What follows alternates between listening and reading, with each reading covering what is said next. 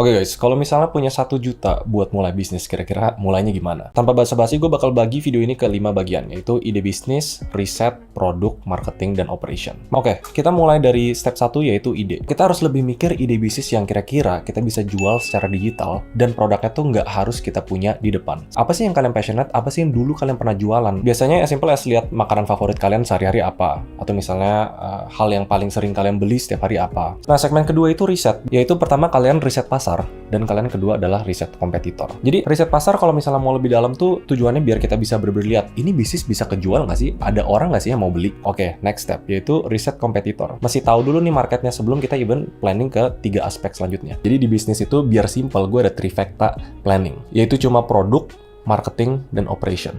Kita mulai dari produk dulu deh. Jadi gue punya aturan 40-40-20. Untuk budget mulai bisnis, 40% itu dipakai buat produk, 40% dipakai buat marketing, 20% dipakai buat operation. With product tuh ada 2 yang harus diperhatiin, yaitu USP atau Unique Selling Proposition dan Unit Economics. Nah, poin kedua tuh yang tricky. Kebanyakan orang kira kalau misalnya punya budget, misalnya 400.000, langsung dipakai buat promosi. Jadi marketing tuh ada 2. Menurut gue fondasi sama distribusi. Karena kalau misalnya kita punya bisnis online, atau misalnya bisnis dengan modal kecil yang harus bergantung sama online, lebih penting tuh fondasinya.